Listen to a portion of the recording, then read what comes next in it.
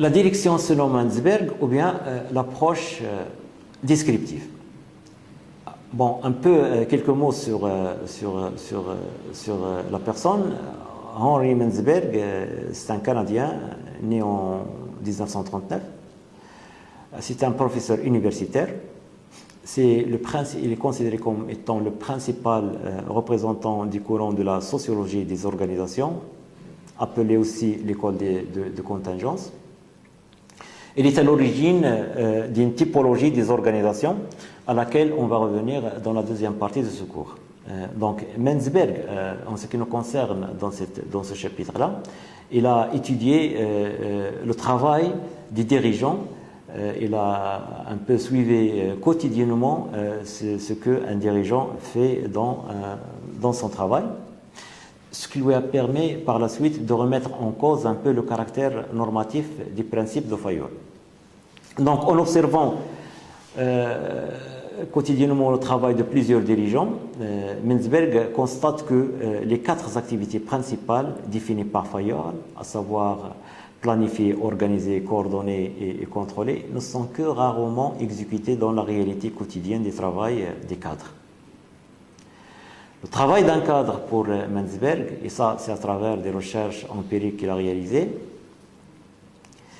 ce travail est caractérisé par la variété, donc c'est un travail qui est très varié, et bref, la brèvité, donc c'est un travail à très très court terme. Le dirigeant passe son temps non pas à planifier, mais à être interrompu. Donc il n'a pas assez de temps pour vraiment réfléchir, planifier, etc. Donc il est sans cesse interrompu. Le dirigeant consacre fort peu de temps à la réflexion et au contraire, il est tourné vers l'action. Donc c'est quelqu'un qui agit, du moins le dirigeant actuel. Donc c'est quelqu'un qui est dans le feu de l'action. Le dirigeant traite les questions qu'on lui soumet, passe son temps à répondre aux sollicitations de toute nature, plutôt de manière sommaire et incomplète, donc aucun travail n'est complet, donc il est bref, rapide, diversifié, etc. Le manager ne travaille pas à partir d'informations synthétiques et formalisées, donc il n'attend pas à ce que les informations synthétiques lui arrivent. Simon d'ailleurs parle de la rationalité limitée, donc une fois qu'il a quelques éléments, il prend la décision.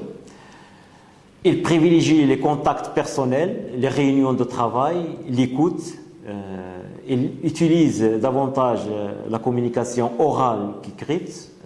Parfois, le dirigeant actuel règle ses problèmes dans le parking, dans les salles de réunion rapidement. Le manager prend aussi en charge des tâches répétitives. Donc là aussi, il y a des tâches répétitives qui concernent le travail des managers. En somme, pour Mansberg, diriger, c'est avant tout décider. Donc il y a un travail de décision qui l'emporte sur les autres fonctions désignées par Fayol. Il décide. Il décide en tant qu'entrepreneur, donc il doit proposer des innovations, et à tout temps il pense à des projets, il discute des projets, et il prend quelques-uns et laisse tomber les autres, et ainsi de suite. Il doit décider en tant que pilote de l'organisation, donc il doit réguler l'organisation. Il y a des conflits incessants, il y a des objectifs différents, donc en tant que pilote, il doit prendre des décisions de régulation quotidienne. Il doit décider aussi en tant qu'organisateur, donc il doit allouer les ressources. Et nous savons tous que au sein d'une organisation, tous les départements, toutes les fonctions sont des demandeurs de ressources. Donc il faut essayer de faire un certain équilibrage entre ces ressources-là, ces demandes et les ressources disponibles. Et enfin, il doit décider en tant que manager, donc il doit négocier avec l'ensemble des partenaires internes et des partenaires externes à l'organisation. Là, c'est comment un peu cette approche explicative, positive de Mansberg voit les choses. Donc c'est pas un travail normatif, il doit mettre en place ça et ça, mais c'est quelqu'un qui est beaucoup plus tourné vers l'action et qui doit à tout temps prendre des décisions.